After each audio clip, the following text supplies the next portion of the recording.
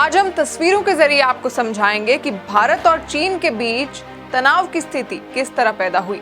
पूर्वी लद्दाख में कम से कम 5 ऐसे अहम इलाके हैं जहां एलएसी की धारणा को लेकर भारत और चीन के बीच लंबे समय से विवाद रहा है।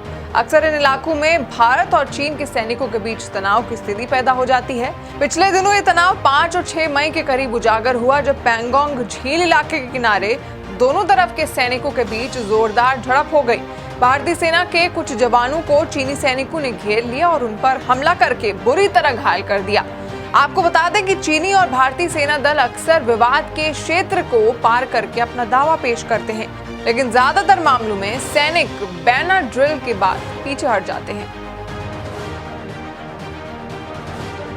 पैंगोंग झील के किनारे हुई झड़प के बाद से चीन के तेवर खासे आक्रामक नजर आ रहे हैं। कई खबरें सामने आई जहां पर चीनी सैनिकों द्वारा घुसपैठ की कोशिश भी की गई। दक्षिण में डेमचोक, पैंगोंग झील के पूर्वी तट, फिंगर्स क्षेत्र, गलवान नदी बेसिन और हाल ही में गोग्रा पोस्ट।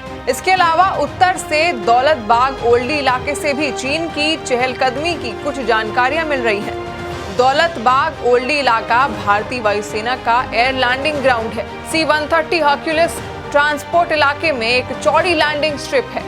इसे सैनिकों की मदद से फिल्माया गया है। ये स्ट्रिप इस इलाके में भारतीय परिचालन के नजरिए से बेहद महत्वपूर्ण है, खासकर सर्दियों के दिनों में।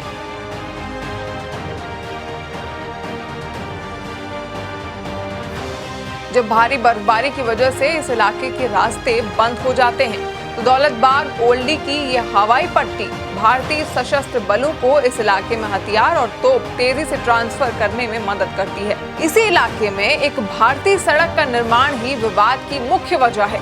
ये सड़क दक्षिण से डबरूक को उत्तर से दौलत बेग ओल्डी तक जोड़ती है। इस सड़क का निर्माण कार्य पिछले साल पूरा हुआ था। ये सड़क परियोजना के नजरिए से बेहद महत्वपूर्ण है। पिछले साल अक्टूबर महीने में रक्षा मंत्री राजनाथ सिंह ने कर्नल चिवांग रिंचेन सेतु का उद्घाटन किया था। 15,000 फीट की ऊंचाई पर यह भारत का सबसे ऊंचा ऑल वेदर ब्रिज है। विकास की तरफ भारत के इस कदम पर चीनी सेना की नजर बनी हुई थी। इसी के बाद विकास की तरफ भारत के इस कदम के बाद चीनी सेना की नजर भारत पर लगातार बनी हुई थी। इस सड़क का बड़ा हिस्सा श्योक नदी के समानांतर चलता है।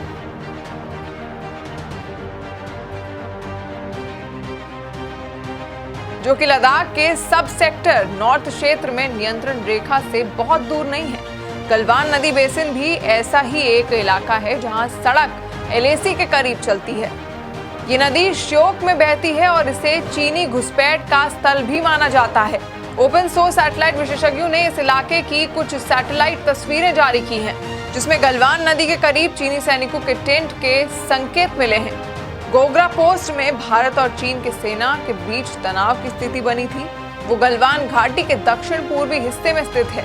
सूत्र बताते हैं कि गोग्रा पोस्ट के नजदीक ही चीनी सेना की गतिविधियों में इजाफा हुआ है।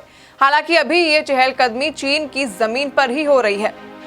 भारतीय सेना आधिकारिक रूप से चीनी घुसपैठ पर बात नहीं कर रही है और न ही किसी प्रकार की चीनी गतिविधि की तरफ इशारा कर रही है। मौजूदा स्थिति में विवाद लद्दाख के दक्षिणी इलाके डेमचोक में है।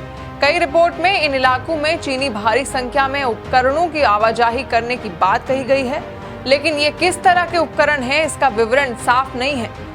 गुरुवार को विदेश मंत्रालय ने एक बयान भी जारी कर कहा है कि मामले को हल करने के लिए दोनों पक्षों की तरफ से सैन्य और राजनयिक तंत्र स्थापित किए गए हैं, जो कि बातचीत के माध्यम से सीमावर्ती इलाकों में पैदा हुए तनाव को कम करने की कोशिश में लगे हैं। वहीं दूसरी तरफ सरकार ने यह भी कहा है कि हम भारत की संप्रभुता और राष्ट्रीय सुरक्षा करने में अपने संकल्प में दृढ़ हैं।